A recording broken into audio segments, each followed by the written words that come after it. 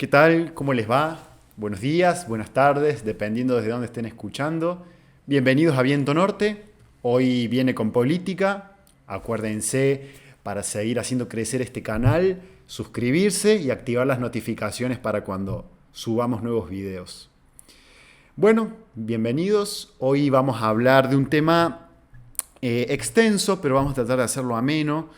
Bueno, en el domingo pasado, domingo 19 de septiembre del 2021, hubo elecciones en Rusia y elecciones legislativas y el partido de Putin, Rusia Unida, volvió a ganar las mayorías en el Parlamento ruso, afianzando la fortaleza política de Vladimir Putin en la política de la Federación Rusa, ¿no? Si bien hizo una elección un poquito peor que las anteriores, conserva aún la mayoría en el Parlamento.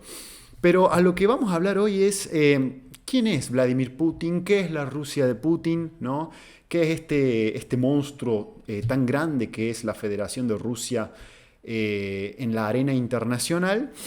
Y vamos a hacer como hacemos en Viento Norte, repasando la historia y la geografía para tratar de hacer un análisis integral de lo que es la Rusia del presente, abarcando aspectos geográficos, culturales, históricos, militares, económicos, políticos, y tratando de ver cuáles son los grandes desafíos o los puntos flojos que Putin, con 20 años de poder, no ha logrado todavía concretar, ¿no? Podemos separar la historia del gobierno de Putin en tres grandes etapas, ¿no? Una etapa de consolidación, una etapa de crecimiento y desarrollo y una etapa de proyección, ¿no? Como que la historia de Rusia en estos 20 años ha sido esa: consolidación del poder, desarrollo y crecimiento económico y proyección del poder ya fronteras afuera, ¿no? Recordemos la imagen del dios Jano, es muy ilustrativa. El dios que tiene dos caras, ¿no? Bueno, la naturaleza del Estado es básicamente eso. El orden interior y la soberanía exterior son dos caras de una misma entidad. Cuando está asegurada la una, se puede pensar en la otra. Y no se puede pensar en la una sin la otra. El camino de Rusia fue ese, ¿no? Consolidar el orden interior y la estructura de poder interior para después, con el tiempo, poder volverse a proyectar como lo hacía en el pasado. No podemos entender el origen de Putin como personaje político, como actor político, si no entendemos la transición de los 80 a los 90 en la Federación Rusa, ¿no? Recordemos en la década de los 80, en el año 85, asume el premier de la Unión Soviética, Mikhail Gorbachev, ¿no? Este gran reformista que se daba cuenta que la Unión Soviética estaba en un periodo de estancamiento económico brutal y ya se avisoraba en el horizonte el colapso geopolítico de la Unión Soviética. Y Gorbachev lo que va a plantear es la necesidad de entablar grandes reformas en el ámbito económico, ¿no? Y en el ámbito político. En el ámbito económico él va a presentar lo que es la perestroika, este paquete de reformas pro mercado, ¿no? Para oxigenar la economía soviética. Y en el ámbito político, la glasnost, ¿no? Que es el paquete de reformas políticas, prensa, libertades, ¿no? Yo les recomiendo mucho el libro que escribió Mikhail Gorbachev, Perestroika, ¿no? Que se llama Nuevas ideas para nuestro país y para el mundo. Mikhail Gorbachev hay que leerlo a él, porque se lo ha presentado como un anticomunista que quería deshacer la Unión Soviética. Y todo lo contrario, Mikhail Gorbachev aún vive, un socialista convencido que lo que intentaba hacer con sus reformas era salvar la Unión Soviética, no reemplazarla por algo nuevo, sino a la Unión Soviética reformarla para tener Unión Soviética por mucho tiempo más. Pero se necesitaban reformas, eso es lo que él veía, ¿no? Mikhail Gorbachev va a iniciar este camino reformista en la Unión Soviética. Va a tener una muy buena relación con los líderes occidentales, una buena relación con Ronald Reagan, una buena relación con Juan Pablo II, ¿no? Podemos ahí ver los dos actores interesados en Gorbachov, ¿no? Ronald Reagan en el campo geopolítico necesitaba una Unión Soviética con la que se pudiese dialogar o con la que se pudiese entablar conversaciones en temas importantes para la seguridad global. Y Juan Pablo II fue el gran actor que dialogó con Gorbachov las libertades religiosas dentro del mundo comunista, ¿no? La libertad religiosa para Polonia, Checoslovaquia, Hungría, etc. Mikhail Gorbachov va a querer presentarse como esta figura, ¿no? El gran reformista de la Unión Soviética, perestroika y glasnost. Va a asumir con el Ejército Rojo interviniendo en Afganistán, de Brezhnev, de la gestión anterior. Y como podrán imaginarse, va a ser un político con muchos enemigos políticos dentro de la Unión Soviética, porque van a entrar en tensión Mikhail Gorbachov con los reformistas contra los conservadores, ¿no? Que van a querer mantener la Unión Soviética tal cual era, sin reformas, sin modificaciones, que van a estar encabezados más que nada por el general Rishkov, ¿no? Y van a entrar en tensión. O sea, Mikhail Gorbachov va a ser un malabarista, ¿no? Entre la política exterior e interior, y dentro de su propio gobierno va a tener muchos enemigos. Tenemos que llegar a Putin. Para esta época, Putin, que era un agente de la KGB, ¿no? Que estaba trabajando en Dresden, Alemania Oriental. Putin decidió ingresar muy de joven, después de estudiar Derecho, a los servicios de inteligencia de la Federación Rusa, de la Unión Soviética, ¿no? Va a ingresar a la KGB desde muy joven y va a trabajar en contrainteligencia en Dresden, Alemania Oriental. Por eso Putin hoy en día es una persona que maneja muy bien el idioma alemán, ¿no? Tiene un pasado allí. Putin, oriundo de Leningrado, hoy San Petersburgo, la ciudad más hermosa que hay en Rusia, ¿no? Y su red de contactos políticos hoy es lo que se llama el Grupo de San Petersburgo, ¿no? Son todos los contactos que él hizo en ese mundo de Leningrado desde su juventud. Pero para la época esta, él estaba destinado en Alemania Oriental. Bueno, Mikhail Gorbachov va a abrir un periodo de reformas institucionales muy profundas, pero la Unión Soviética, por cuestiones económicas en las cuales no vamos a ahondar, no pudo hacer lo que hizo China, ¿no? Que China logró, Deng Xiaoping, reformar una China comunista maoísta y transformarla en una organización política comunista con una economía de mercado. Eso Gorbachov no lo logró hacer, y sus reformas económicas, la economía rusa no estaba preparada para recibir el aluvión del mercado occidental, pero más allá de eso hubo una reforma política que fue el trastabilleo final de la Unión Soviética, que fue, había otra personalidad en finales de los 80 pidiendo reformas políticas, que era Boris Yeltsin, ¿no? Un burócrata de la construcción de Novosibirsk, ¿no? Bien en el interior de Rusia. Boris Yeltsin va a presionar también por reformas políticas desde el interior del partido, ¿no? Y ¿cuál va a ser el paso que va a ser el puntapié inicial del colapso político soviético? La presión de Boris Yeltsin por lograr un gobierno ruso. A ver, ¿a qué me refiero? La Unión Soviética era una unión de repúblicas socialistas, URSS, pero que cada una independientemente tenía un gobierno propio que respondía al Partido Comunista de la Unión Soviética. Ucrania tenía sus autoridades, Bielorrusia tenía sus autoridades, Kazajistán tenía sus autoridades, pero Rusia no, porque Rusia era la sede geográfica del Partido Comunista de la Unión Soviética. Boris Yeltsin va a presionar para que Rusia tenga una representación nacional propia, al igual que Ucrania, Bielorrusia, Kazajistán, etc. Boris Yeltsin va a lograr esa representación de un gobierno ruso dentro de la Unión Soviética. ¿Y qué es lo que va a lograr? Stalin nunca quiso darle gobierno propio a Rusia porque él tenía ya la visión de que el Partido Comunista necesitaba una base territorial para gobernar.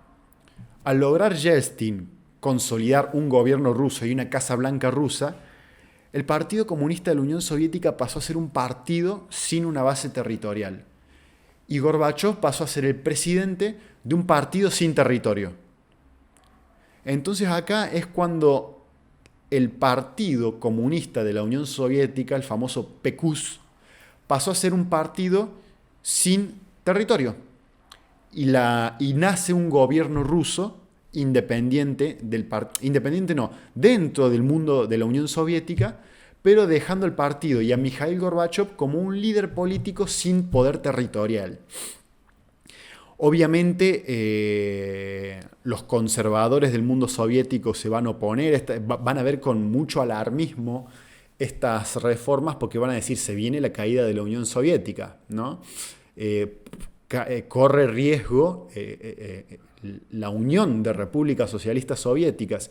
Y es así que en el año 91 el general Rishkov va a buscar hacer un golpe de Estado, vean las famosas fotografías del golpe de Estado del 91, para derrocar a Gorbachov y ponerle fin a las reformas políticas que estaba llevando adelante y ponerle fin a las reformas económicas, ¿no? La idea es conservar la Unión Soviética tal cual era.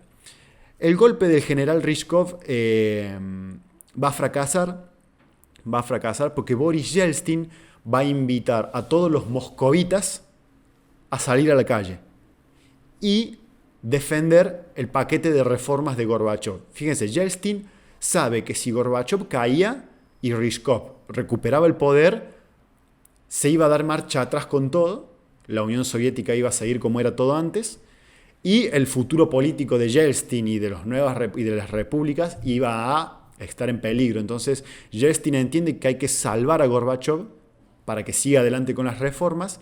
Los moscovitas van a salir en masa a la calle y el golpe del 91 va a fracasar. Estuvo a punto de triunfar, ¿no? Y dar marcha atrás todo el proceso de reformas. Bueno, va a asumir como presidente del gobierno interino ruso Boris Yeltsin, ¿no? Todavía existía el Partido Comunista de la Unión Soviética y tenía gobierno sobre la URSS, pero ya no tenía control territorial. No tenía control territorial. Acá no perdamos de vista Putin. Putin, ¿qué hizo en el año 91? Él renuncia a su trabajo, renuncia a la KGB, porque él, podríamos decir que este es el primer acto político de Putin. Putin era joven, pero él ya se da cuenta que hay un sistema que se está muriendo y que no vale la pena quedarse pegado a ese sistema que se está muriendo. Entonces Putin, joven, renuncia a su trabajo en la KGB y se va a vivir a Leningrado, que es la ciudad natal de él. Putin es hijo de un matrimonio con 2 hijos. Su hermano mayor murió en el sitio de Leningrado durante la Segunda Guerra Mundial. Murió cuando los alemanes rodean Leningrado para matarlo de hambre. O sea, la historia de Putin está ligada también a la Segunda Guerra Mundial. Y Putin, bueno, se va a retirar a trabajar a Leningrado a cuestiones personales, ¿no? Se va a casar con Tatiana, su esposa. Va a tener 2 hijas. Y va a abandonar el mundo, el trabajo en el ámbito público y de la seguridad soviética, pero va a conservar todos sus contactos en el mundo de la inteligencia, que es muy importante tenerlo en cuenta ese asunto. Boris Yeltsin va a crecer mucho como figura política en este nuevo mundo que se estaba gestando con mucho dolor, una crisis económica espantosa, una crisis política durísima, golpes de estado fallidos que tuvieron muchos muertos, ¿no? Un terremoto geopolítico y político interior, ¿no? Y económico. El nivel de vida en las repúblicas socialistas soviéticas va a caer, problemas de salud, un montón. Y en el año 93, Boris Yeltsin va a declarar la independencia en el año 91, Navidad del año 91, se firma oficialmente la disolución de la Unión Soviética. Fue para la Navidad de 1991. y al llamarse elecciones pasa a ser el primer presidente electo en la historia de la democracia de Rusia, Boris Yeltsin, ¿no? Les recomiendo mucho este libro de John Morrison, Boris Yeltsin, de bolchevique a demócrata. Es una personalidad que hay que estudiarla muy bien y es muy interesante, Boris Yeltsin, el primer presidente que tuvo Rusia en su joven vida democrática. Fíjense que Argentina tiene democracia desde el 83 y Rusia desde el 92. O sea, la democracia en Rusia es 10 años más joven que la democracia en Argentina, ¿no? Para que vean también los procesos democráticos en Rusia son muy jóvenes, son muy jóvenes. Y es un país, Rusia, que estuvo 80 años gobernada por un gobierno comunista totalitario, y antes de eso por 1000 años o varios siglos de zarismo autocrático, ¿no? No es un pueblo, lo va consiguiendo, ¿no? Pero el pueblo ruso no es un pueblo que tenga en la memoria cercana experiencias democráticas, ¿no? Está bueno entender eso para entender la cultura política de los países y no salir también a juzgar con el lente occidental la realidad de otros países, ¿no? Que también eso se ve mucho en la relación entre Europa occidental y Rusia. Como Europa occidental achaca ciertas costumbres políticas de Rusia cuando Rusia tiene una democracia de menos de 30 años, ¿no?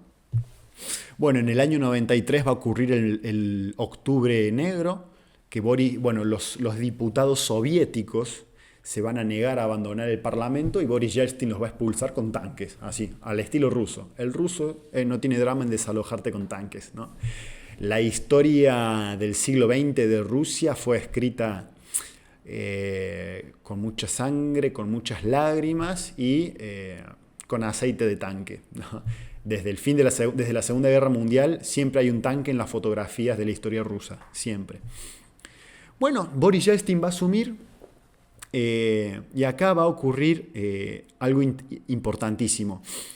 Todos los políticos que durante fines de la década de los 80 empezaron a avisorar la caída de la Unión Soviética, van a empezar a hacer negocios ilegales, ¿no?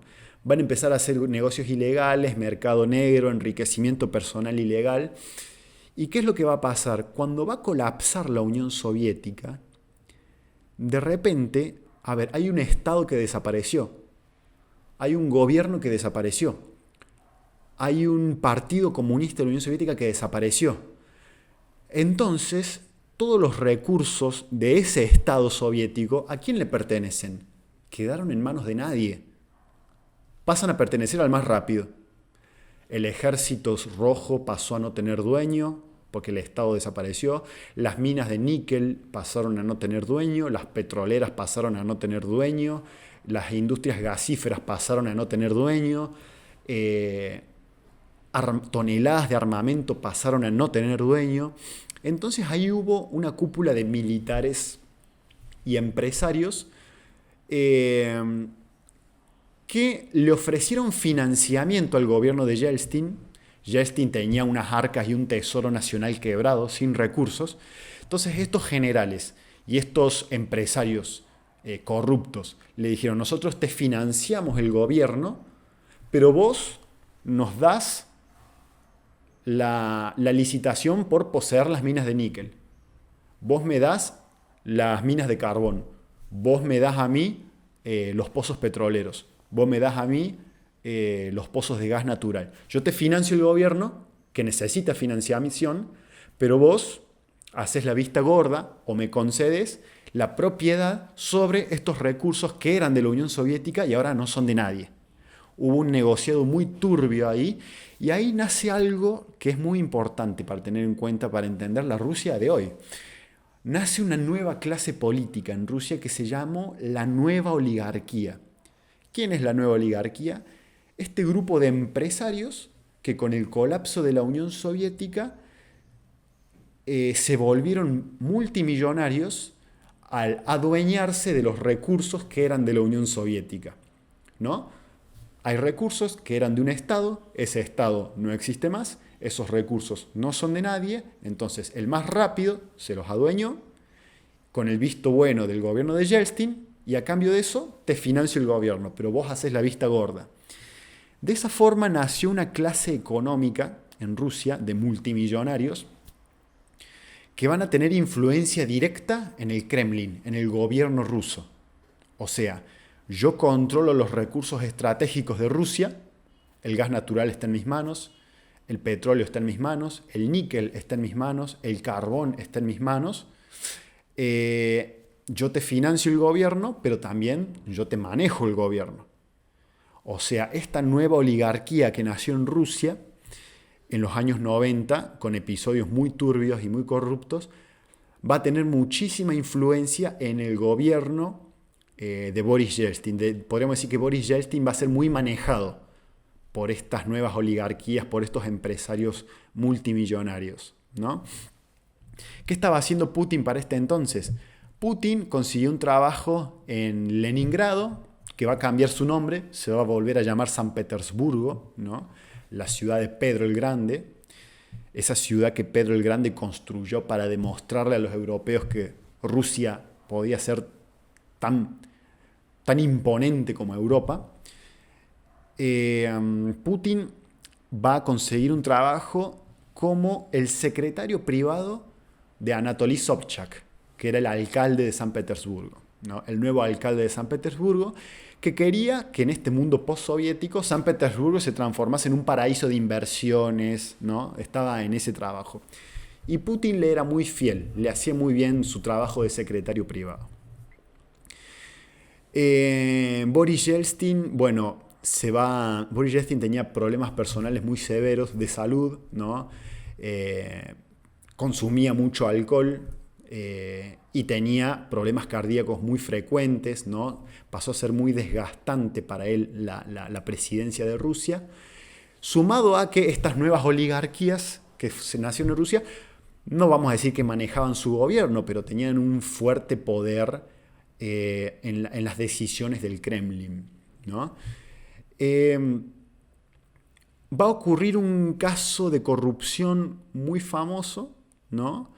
¿Qué va a hacer Boris Yeltsin? Boris Yeltsin va a asumir y se va a dar cuenta que los palacios del gobierno, cuando ustedes puedan ver las imágenes de los que son el Kremlin, los palacios presidenciales de Moscú, son una cosa maravillosa, dignas de conocer y admirar, pero son palacios que desde la época de Stalin nunca habían sido arreglados. Entonces Boris Yeltsin va a lanzar una licitación para restaurar los palacios presidenciales del Kremlin. Esta licitación la va a ganar una empresa suiza llamada Mavetex y va a haber un caso de sobredibujo de precios. O sea, restaurar esta puerta del siglo XV cuesta $1.000, bueno, la restauremos por $5.000 y esa diferencia iba a los bolsillos de particulares.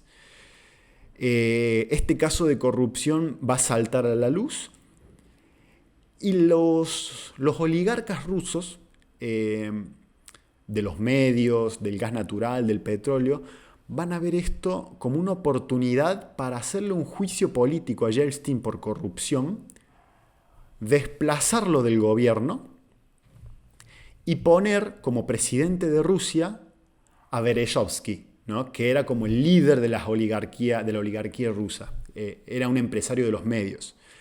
La idea es que un miembro de esta clase empresarial sea el presidente de Rusia, para directamente ya manejar Rusia. Entonces, con ese caso de corrupción a Yeltsin lo van a acorralar, ¿no? El fiscal Yuri Skuratov va a juntar la evidencia para abrir el juicio político y destituirlo a Yeltsin.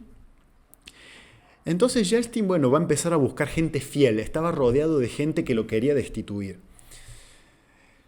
Boris Yeltsin va a empezar a buscar ayuda, va a telefonearse con Anatoly Sobchak, el alcalde de San Petersburgo, cuyo secretario era Putin, y Sobchak le va a recomendar a Boris Yeltsin que se contacte con Putin.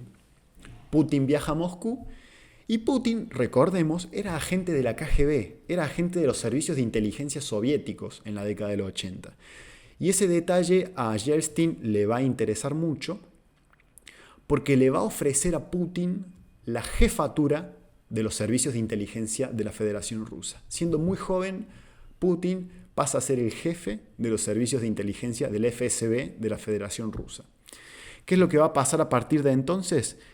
El fiscal Yuri Skuratov, que era el que juntaba las evidencias para enjuiciar a Yeltsin, va a ser extorsionado sexualmente, ¿no? Se lo va a grabar en un hotel teniendo un encuentro con personas que no eran su esposa. Y con esa extorsión, Yuri Skuratov no va a abrir el juicio político por el caso Mavetex para destituir a Yeltsin. Y cosas así le fueron pasando, cosas similares, no vamos a ir una por una porque son muy extrañas y son muchas, pero desde que Putin asume la jefatura de la inteligencia rusa, a todas las personas que estaban queriendo hacerle juicio político a Yeltsin les empezaron a pasar cosas, ¿no? Le empezaron a pasar cosas y cuestión que ese juicio político al final nunca se hizo, ¿no? Entonces, de esta forma, Boris Yeltsin logra consolidarse en el poder gracias a este agente de inteligencia de la KGB que abandonó el mundo del espionaje y que ahora es jefe de inteligencia de la Federación Rusa. Podríamos decir que Yeltsin encontró a un joven estrella, ¿no? Pero Putin siempre, tengamos en cuenta la personalidad de Putin. Una persona que nunca fue mediática, nunca fue de aparecer en los medios, siempre fue una persona de las sombras. Nadie lo conocía. Para el año 94 va a haber un estallido bélico muy fuerte en Rusia. Al sur de Rusia hay 3 repúblicas islámicas, Ingushetia, Dagestán y Chechenia, que van a declarar unilateralmente su independencia. Rusia va a intervenir militarmente para evitar la secesión de ese territorio, la guerra de Chechenia del 94 al 96, que va a sumarle una crisis más a Boris Yeltsin del gobierno. Van a lograr un alto el fuego en los acuerdos de Kazakh-Yurt, pero ese conflicto de Chechenia nunca terminó de estar saldado, ¿no? El ejército ruso arrasó Grozny, se cometieron grandes atrocidades en el Cáucaso Sur, pero Yeltsin estaba muy frágil en su gobierno. Y Putin, como jefe de inteligencia, podríamos decir, le salvaba las contingencias, ¿no?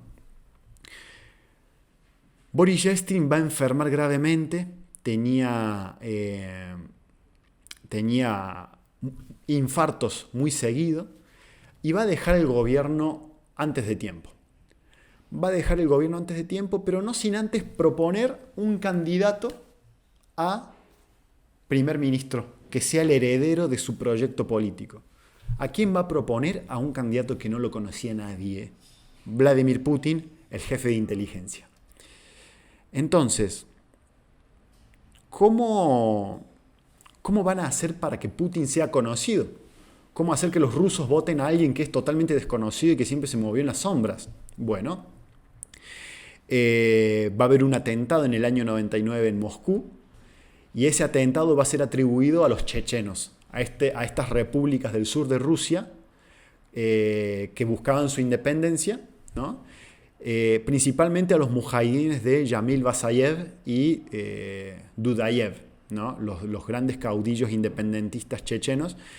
Entonces se va a presentar a Chechenia como la amenaza para la seguridad de Rusia y se le va a dar a Putin la facultad de comandar la fuerza expedicionaria en el año 99 que va a poner orden en Chechenia y garantizar la seguridad de toda la Federación Rusa. De esta forma, en el año 99 va a estallar la Segunda Guerra de Chechenia. Putin va a comandar políticamente la campaña militar para restablecer el orden en Chechenia. Y de esta forma se lo va a vender a Putin como el Napoleón, ¿no? Como el hombre que va a garantizar la seguridad de los ciudadanos rusos frente al terrorismo checheno. Este atentado fue atribuido a los chechenos, pero hay evidencias, ¿no?, de que podrían haber sido los mismos agentes de inteligencia rusos los que hicieron el atentado para catapultar la candidatura política de Putin, ¿no? Todo eso está en este libro, El nuevo zar, Ascenso y dominio de Vladimir Putin, de Stephen Meyers. Recomendadísimo. Cuestión, Putin le gana las elecciones a Primakov. Primakov era un zorro viejo de la política soviética, ¿no? Entonces, un muchacho que nadie conocía, de repente fue comandante de la pacificación de Chechenia, con todas las comillas del mundo, que luchaba contra el terrorismo en Rusia. Este hombre que era totalmente desconocido le gana las elecciones a Primakov. Y así empieza la Rusia de Putin, ¿no? Putin asume el gobierno en el año 2000. El año pasado se cumplieron 20 años podríamos decir, de Rusia de Putin. Y acá es donde ya podemos hablar de las 3 etapas de su gobierno. Consolidación, crecimiento, proyección. ¿Qué es la consolidación? Bueno, ¿cómo consolidar el poder interno en Rusia? A ver, recordemos que estaban estas clases, la nueva oligarquía rusa, esta clase de empresarios muy poderosos que manejaban la agenda de gobierno en Rusia.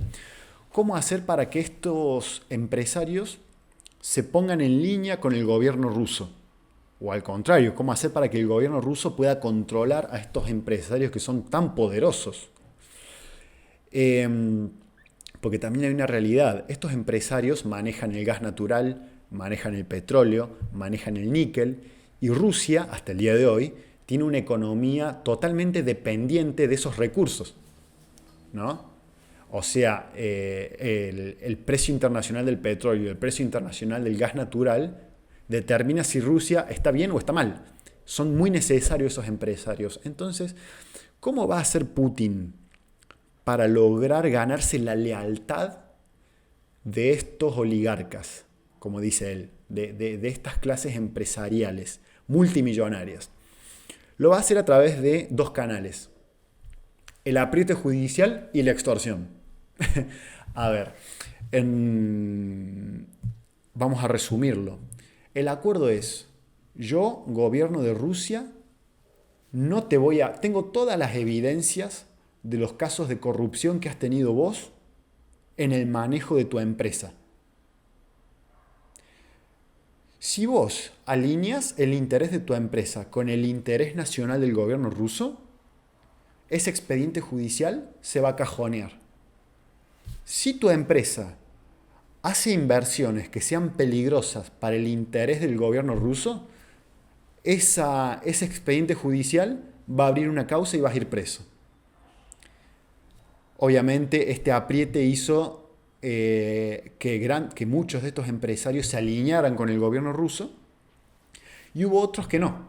El más conocido es el caso de Jodorkovsky, dueño de la petrolera Yukos, que empezó a hacer tratativas con Chevron, la petrolera norteamericana, que le iba a dar acceso a los Clinton al tesoro ruso, ¿no? Entonces Putin acá vio una amenaza para la seguridad nacional y le abrió la causa judicial a Jodorkovsky y lo metió preso. Y su empresa Yukos fue estatizada y se la entregaron a Abramovich, el que fue presidente del Chelsea, el equipo de fútbol londinense. Se la dieron a Abramovich, que es un empresario más afín a Putin. Y obviamente los empresarios cuyas inversiones no ponían en peligro el interés nacional ruso, se hizo vista gorda con la corrupción. No se les abrió causas judiciales. De esa forma, con la extorsión judicial y con el espionaje, Putin siempre usó el espionaje, Putin logra hacer que estas nuevas clases oligárquicas que nacieron en la década de los 90 se alinearan con su gobierno. Y el gobierno de Putin pasó a ser el principal accionista en sus empresas. En las gasíferas, en las petroleras, en el níquel, en las diamanteras, en el oro, ¿no? Y de esa forma, Putin logra consolidar un gobierno basado en 3 patas: los empresarios de las nuevas oligarquías, los servicios de inteligencia, que investigan absolutamente todo lo que hacen estos empresarios, ¿no? Y la obediencia de las Fuerzas Armadas. Con esas tres lealtades, servicios de inteligencia, empresarios de las nuevas oligarquías y las Fuerzas Armadas, Putin logra consolidar su gobierno y logra consolidar la estructura de poder interno. Obviamente esto le va a llevar un tiempo. Cuando ya está consolidado el orden interno, fíjense en la arena internacional. Estamos hablando ya de la época en la que Bush gobernaba Estados Unidos. Putin no tenía una retórica anti-estadounidense. Porque, a ver, si el orden interno no está consolidado, no tengo la posibilidad de proyectarme hacia afuera, ¿no? Entonces la relación entre Putin y Bush era, podríamos decir, de cierta amistad y entendimiento. Los dos luchaban contra el terrorismo internacional, Putin en Chechenia, Bush en Irak y en Afganistán, ¿no? Había un entendimiento entre Bush y Putin que se va a empezar a desdibujar para el 2008, cuando la presencia de la OTAN se va a empezar a acercar al Cáucaso Sur, a Georgia.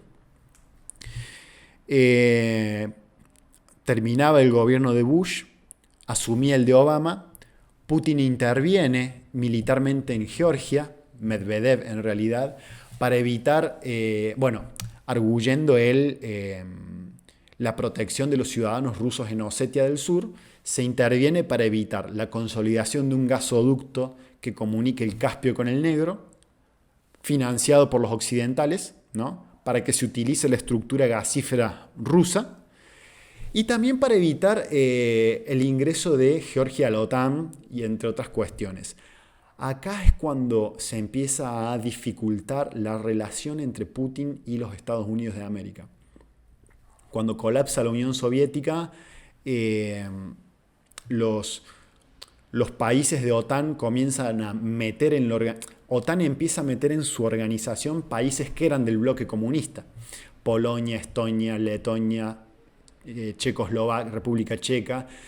Y entonces este acercamiento de la OTAN a la zona de influencia que era soviética le va a empezar a jugar en contra al interés geopolítico ruso, y la presidencia de Obama va a ir al límite con esta expansión. Y ahí es cuando va a empezar a friccionarse la relación Estados Unidos-Rusia. Ya Rusia va a estar recuperada económicamente, va a renacer el mercado ruso, van a nacer las inversiones en Rusia, la estructura de poder interno va a estar consolidada. Obviamente Putin va a cometer varios atropellos que los periodistas van a denunciar, ¿no? Atropellos contra políticos opositores, periodistas opositores, etc. Pero este acercamiento de la OTAN a la frontera rusa va a dificultar la relación entre Putin y los norteamericanos, ¿no? Obama. Durante esta época la OTAN va a iniciar las tratativas para que Ucrania entre a la Alianza Atlántica, ¿no?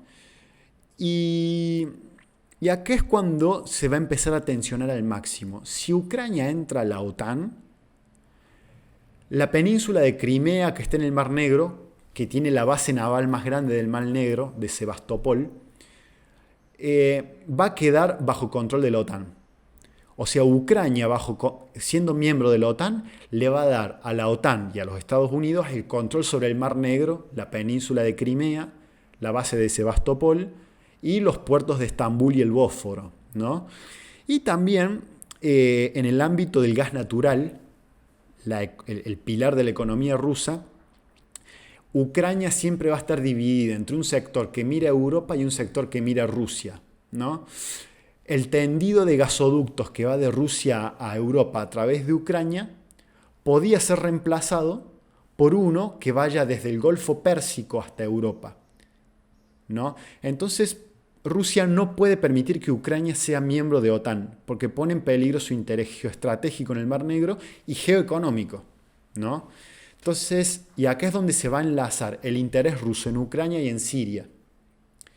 Porque en Siria el proyecto occidental era construir un gasoducto que vaya del Golfo Pérsico a Europa sin pasar por Ucrania, pasando por Siria.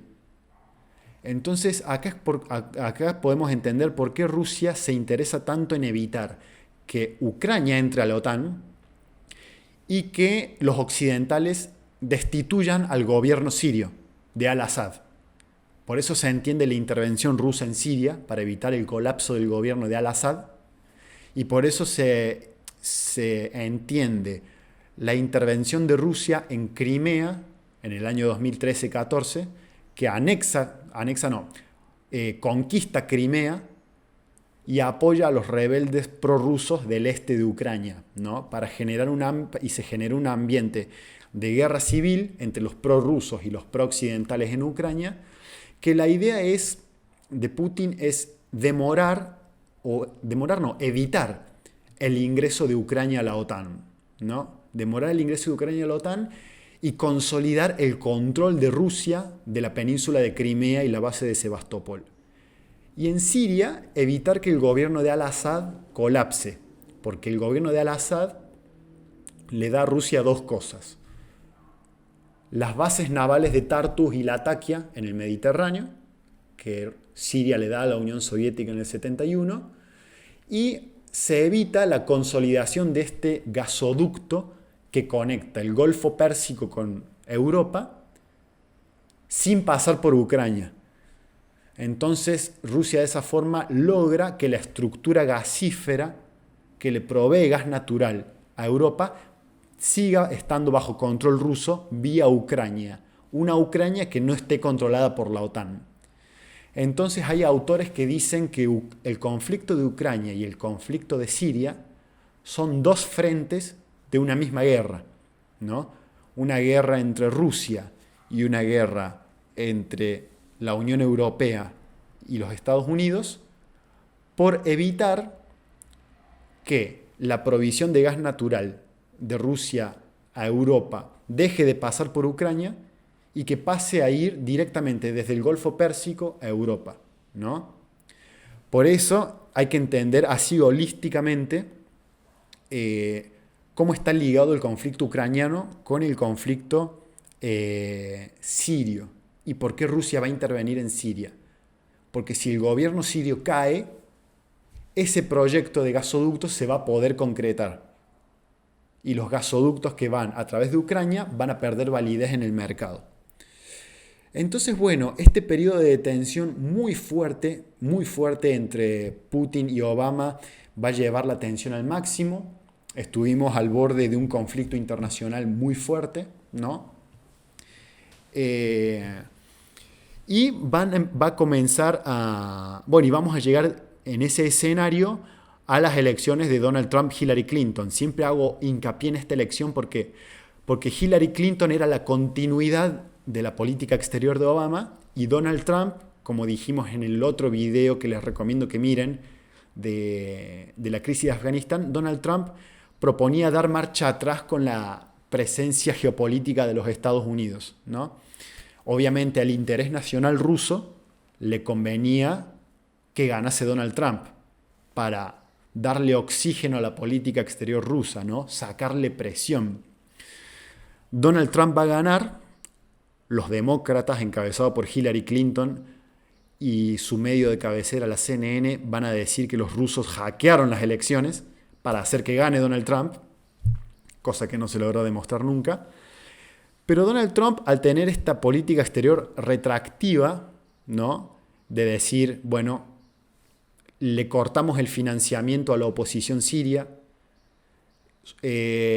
Ucrania no es asunto nuestro, los acuerdos de Minsk para lograr el acercamiento entre las partes en Ucrania, entre Putin y Merkel, terminó consolidándose, ¿no? Este retraimiento de los Estados Unidos con la presidencia de Trump logró, podríamos decir, posicionar como triunfador a Putin en los conflictos en el espacio postsoviético. El gobierno de al-Assad en Siria no cayó, el gasoducto no se concretó, las bases navales de Rusia en Siria, en el Mediterráneo, siguen estando, Ucrania no está en la OTAN, Crimea está en manos rusas, con un plebiscito del 96% a favor de ser parte de Rusia, ¿no?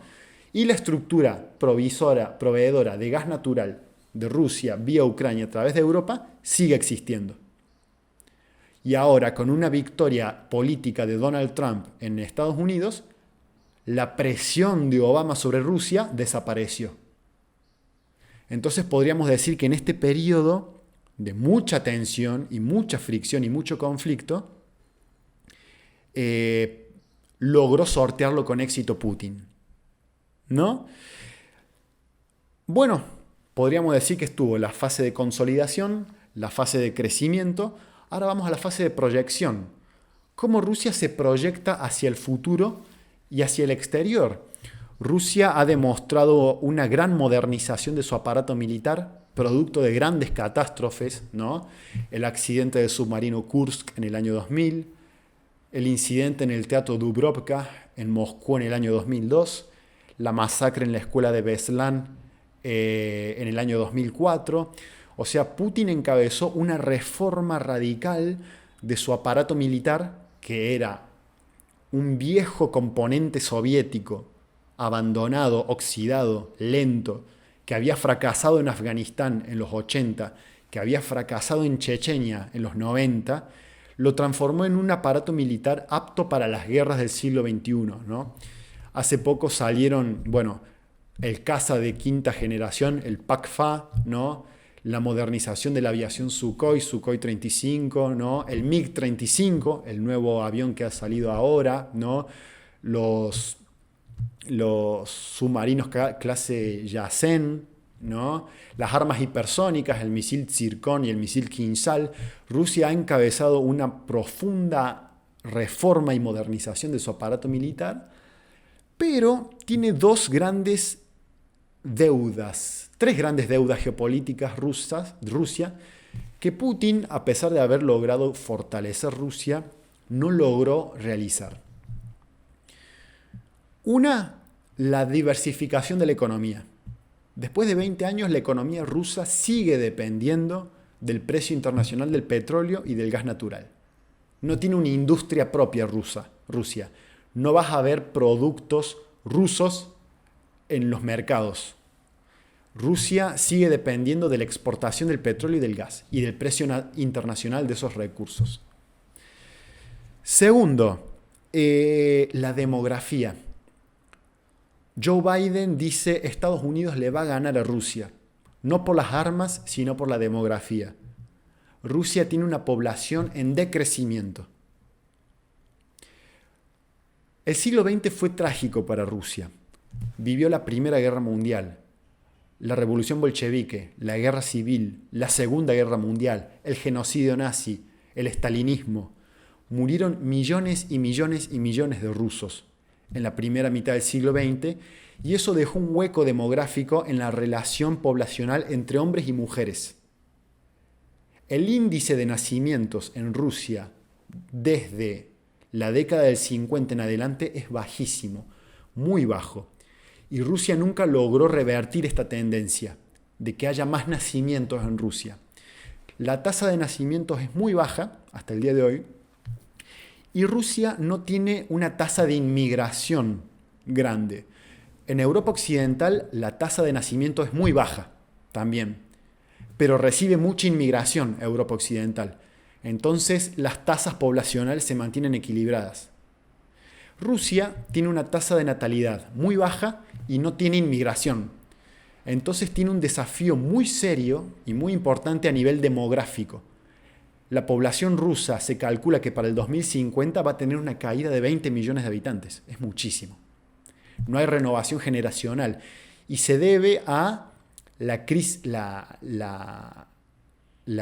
el fuerte impacto demográfico que tuvieron los conflictos y los genocidios del siglo XX y la política de control de natalidad de la Unión Soviética, que lo podemos ver hoy en la China comunista, ¿no?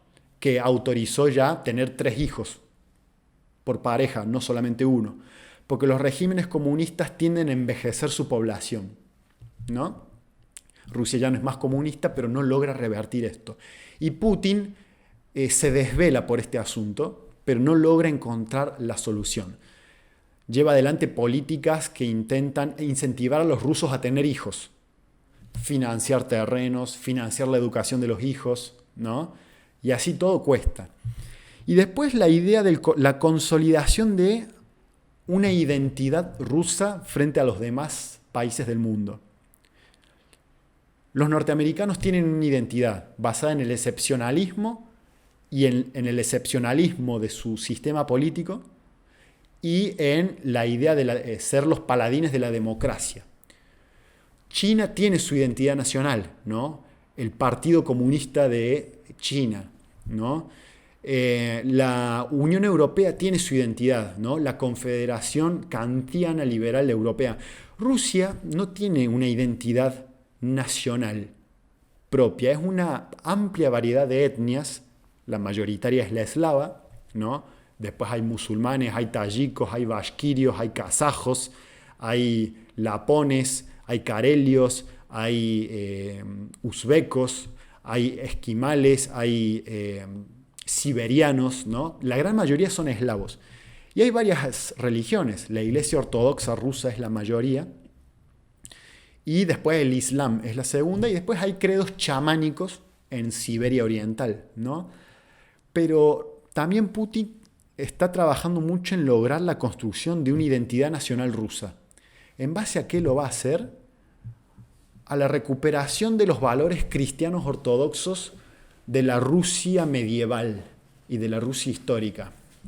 Rusia se convierte al cristianismo con la irrupción del rey Vladimir I y va a ser evangelizada por San Cirilio y San Metodio, quienes van a alfabetizar Rusia y a las tribus eslavas las van a convertir al cristianismo, ¿no? Putin le va a dar mucho espacio en su gobierno a la Iglesia Ortodoxa rusa como una creadora de identidad cultural, ¿no? De que los rusos somos el bastión de la cristiandad ortodoxa, ¿no? Y está tratando de consolidar en base a esta identidad milenaria de la Rusia cristiana, ¿no? De Vladimir, de Iván, ¿no? La Rusia del siglo XXI. Cuesta, no hay ninguna duda. Pero de esa forma se logra entender el papel de la Iglesia Ortodoxa rusa en la Rusia de Putin, ¿no? Y el papel de los patriarcas de la Iglesia en Rusia. Rusia es el país que más catedrales ha construido en los últimos 20 años en el mundo, ¿no? Y ha reconstruido las catedrales que fueron demolidas durante el periodo soviético, ¿no? Hay un esfuerzo por resucitar la identidad cristiana de Rusia, ¿no? Esos son los desafíos de Putin. La identidad que se le quiere dar a Rusia, que busca revivir la identidad milenaria de la Rusia cristiana, el desafío demográfico, revertir la tasa de nacimientos en Rusia, y la economía, ¿no? Que deje de depender tanto del precio internacional del petróleo y del gas. Eso ha sido todo, se ha hecho extenso, pero es un tema largo. Vamos a ver cómo sigue la relación con Joe Biden. Y bueno, no se olviden de suscribirse al canal, activar la campanita de las notificaciones para enterarse cuando haya un nuevo video. Y bueno, sigan prendiéndose a Viento Norte, que viene con política. Muchas gracias por sumarse, que tengan un lindo día. Saludos.